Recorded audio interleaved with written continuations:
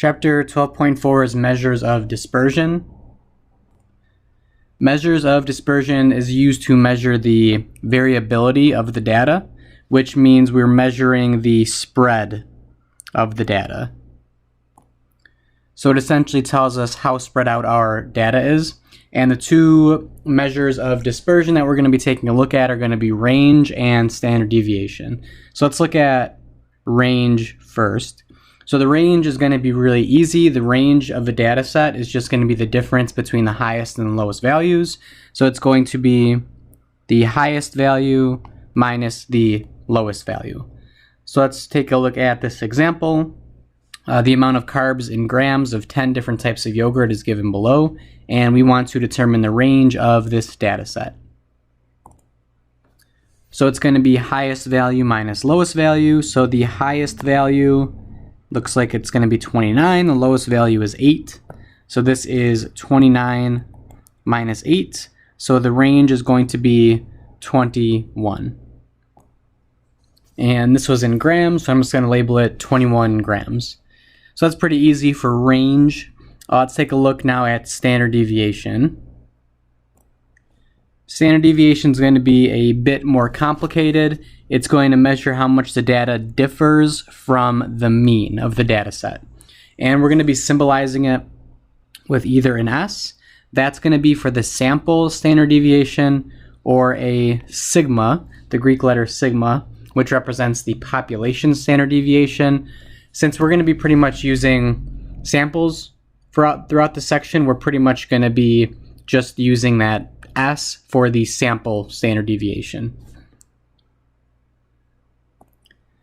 So in general, the larger the variability of the data about the mean, which means in general, if the data entries are far away from the mean, that means the standard deviation is going to be larger. So let's take a look at these two data entries. On the left, we have 5, 8, 9, 10, 12, 13. On the right, we have 8, 9, 9, 10, 10, 11. Both of these data sets have a mean of 9.5. But if we actually went through and calculated the standard deviation for these, they would not be the same. It looks like the first data set here on the left, it looks like this data is more spread out. More data entries are further away from the mean compared to this one over here on the right. That means the one on the left, we should expect that one to have a larger standard deviation. So here's the formula for actually calculating it. It looks a little bit confusing for now. So S, sample standard deviation, it's going to be the square root of the sum of X, each data entry X minus the mean squared, divided by the total number of data entries minus 1. So this little portion right here, X minus X bar, that's going to be the data entry minus the mean. That's kind of the key comparison here. It's comparing each data entry and seeing how far it is away from the mean.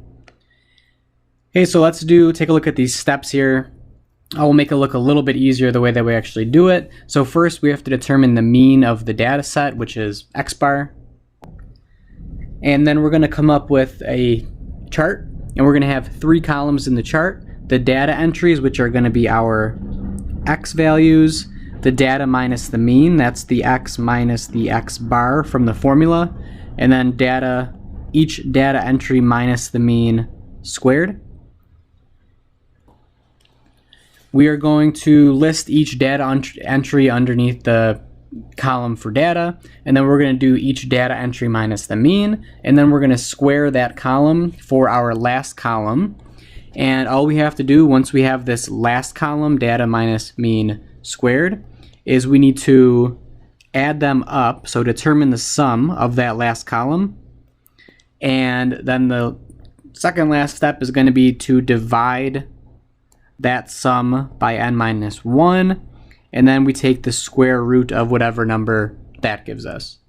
Okay, so let's see this in an example here. It's not as bad as it looks. A veterinarian in an animal hospital recorded the following lifespans of selected labs to the nearest year. We have 7, 9, 11, 15, 18, and 12, and we want to determine the standard deviation of the lifespans. So let's go ahead and set up the those columns, little chart. We have the data column on the left, data minus mean in the middle, and then data minus mean squared on the right. So let's list out the data. So the data is just the ages, 7, 9, 11, 15, 18, and 12. Just for the sake of organizational purposes, I'm just going to actually put this in order. So I'm going to do 7, 9, 11, 12, 15, 18. It doesn't have to be in order, but just to be a little bit more organized. So let's go ahead and calculate the mean of this data set now.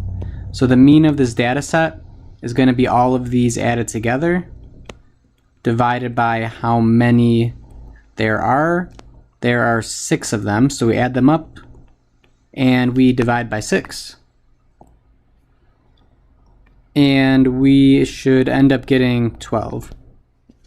So that is that's our mean. So now let's take a look at this second column over here.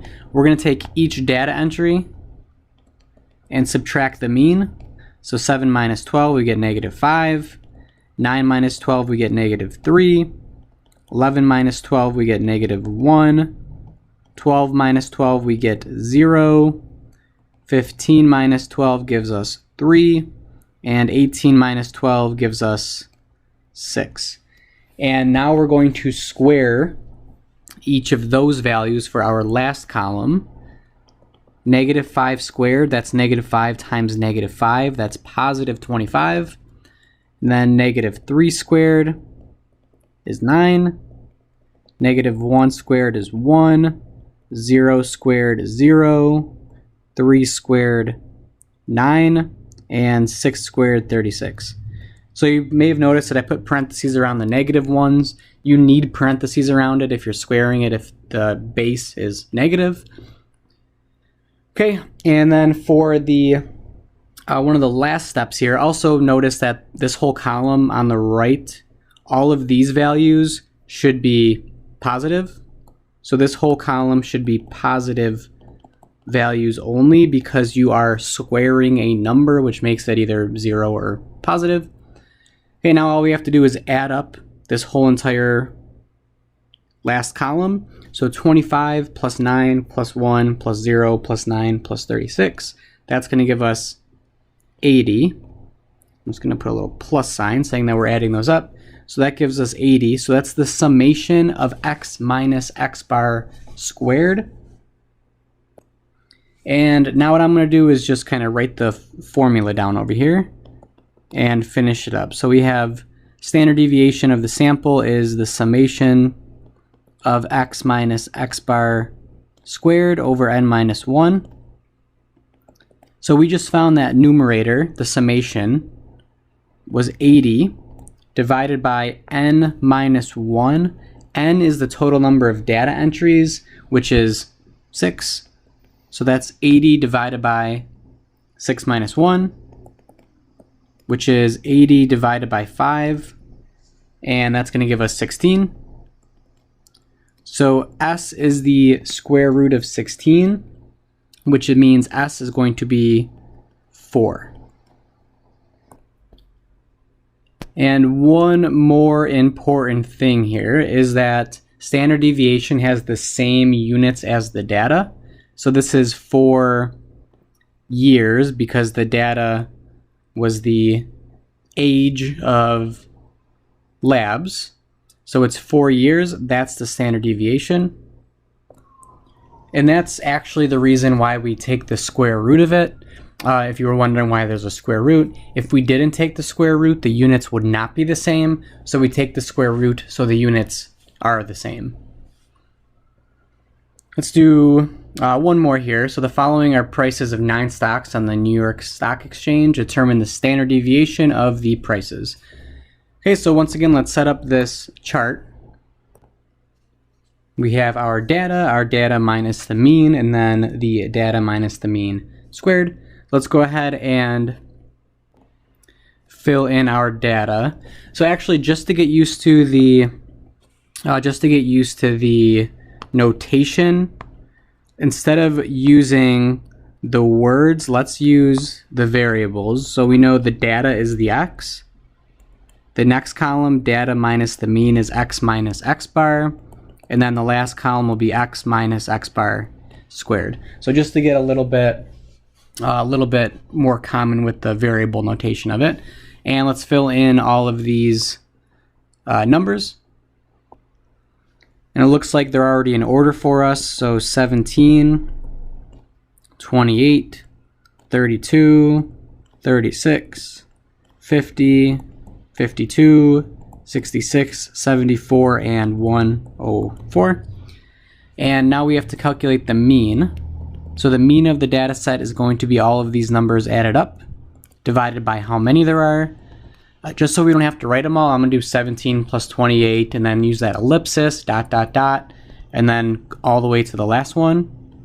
So that just means we're adding all of them up, dividing by how many there are. It looks like there is, how many is there? About 9 of them. So if we add those up, divide by 9, we're going to get 51. So for the second column, it's going to be 17 minus 51, negative 34. 28 minus 51, negative 23. 32 minus 51, negative 19. I'm just going to fill in the rest of these. I'm sure we get the idea. Get negative 15, negative 1, 1, 15, 23, and 53. And now for the rightmost column, we're going to take all of these numbers and square them.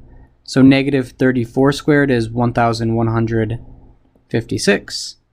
And negative 23 squared. So if you're squaring these, you could just leave off the negative when you're plugging it in the calculator. It's going to be the same as the positive version. And then we get 529. And negative 19 squared, we get 361. And I'm just going to list off the rest of them again. We get 225 and 1, 225, 529, and 2,809. And we're going to add up that whole entire last column. So we're going to add up all 9 of those numbers on the right. We get 5,836. And let's go ahead and take a look at the formula now. So the standard deviation is the sum of the x's minus the mean squared, which is what we actually just did, divided by n minus 1. And let's plug everything in. So that's going to be the square root of 5,836 divided by n minus 1. N is 9. There were 9 data entries. And now we just have to simplify this. We end up getting the square root of 5,836 over 8. You could actually just plug it all in the calculator. Just make sure your parentheses are correct. And we end up getting, this was money, so I'm going to label it with dollars. We end up getting $27.01. And I just rounded to the nearest hundredth once again because we were dealing with money. Okay, so that is it for this chapter.